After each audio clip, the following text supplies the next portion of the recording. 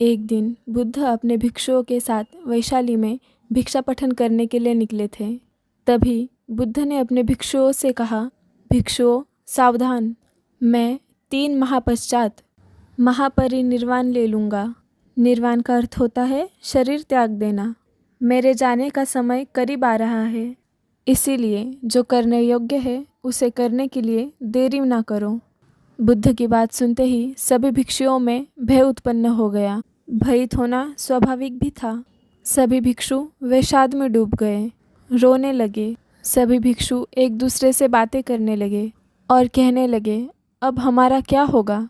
हमें रास्ता दिखाने वाला तो जा रहा है। लेकिन एक भिक्षु थे जिनका नाम था तिस्त इस्तवीर। वे ना तो रोए ना ही किसी भिक्षु के साथ कोई बात की। उन्होंने केवल एक बात सोची कि बुद्ध 3 माह बाद शरीर त्याग देंगे और मैं अभी तक सत्य से दूर हूँ।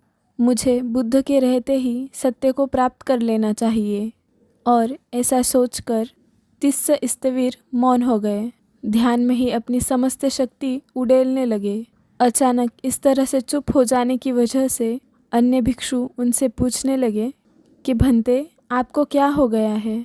क्या बुद्ध के जाने की बात सुनकर आपको इतना सदमा पहुंचा कि आपकी वाणी खो गई? आप रोते क्यों नहीं? आप कुछ बोलते क्यों नहीं? भिक्षु डरने भी लगे कि तिस्स इस्तवीर पागल तो नहीं हो गए।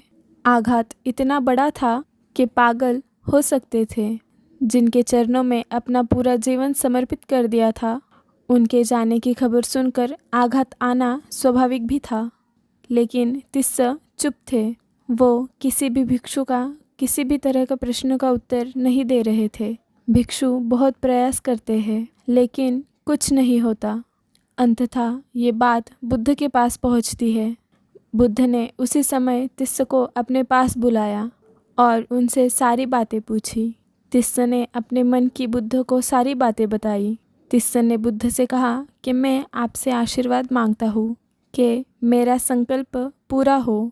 आपके जाने से पहले तिस्स इस्तवीर विदा हो जाना चाहिए।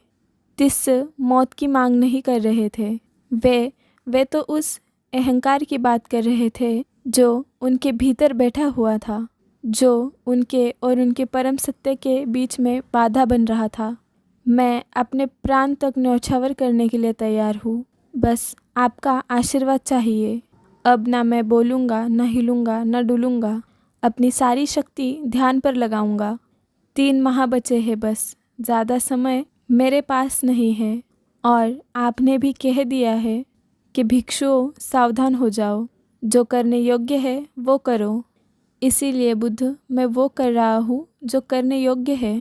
बुद्ध मुस्कुराए और तिस्स को आशीर्वाद दिया और अन्य भिक्षुओं से कहा, जो मुझसे स्नेह करता है, जो मुझसे प्रेम करता है, उसे तिस्स के जैसा ही होना चाहिए। यही तो है जो मैंने कहा था कि भिक्षुओं सावधान, जो करने योग्य है वो करो।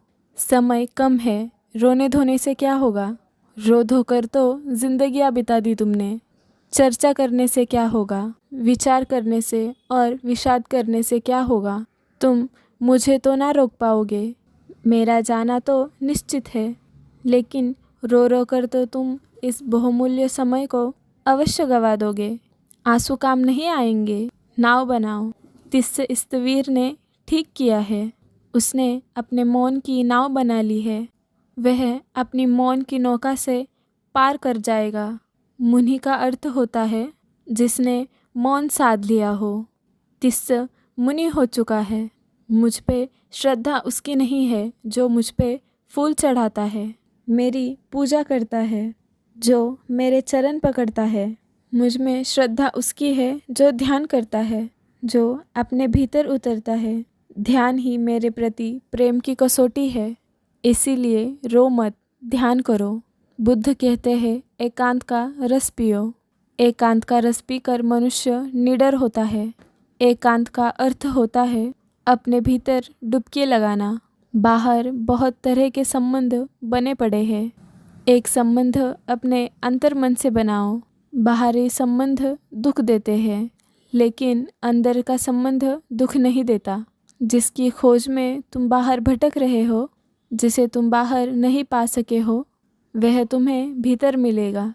अभी तुम रो रहे हो, चीख रहे हो, चिल्ला रहे हो, क्योंकि तुमने बाहर मुझसे तो संबंध बना लिया, लेकिन अपने भीतर खुद से संबंध नहीं बनाया।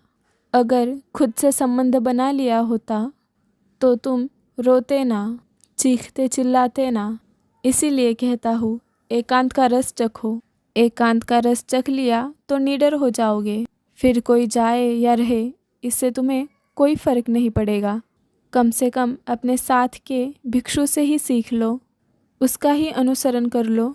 तिस्स को ध्यान से देखो, वह क्या कर रहा है। उसकी एक नई यात्रा शुरू हो गई है और तुम वही हो जहाँ थे। रोने धोने से क्या होगा? किसी की सहानुभूति मिलेगी? सहानुभूति से जीवन नहीं बदलता। जीवन बदलता है उचित कर्म करने से। इसीलिए तिस्स स्थविर की तरह उचित कर्म कर लो, उसके लिए जो तुम्हारा लक्ष्य है। जीवन में कभी भी सहानुभूति प्राप्त करने का प्रयास ना करें, क्योंकि यह आपको कमज़ोर बना सकता है। अगर आपको हमारी आज की कहानी पसंद आई हो तो हमारे चैनल को सब्सक्राइब करें और इस वीडियो को प्लीज़ लाइक करो।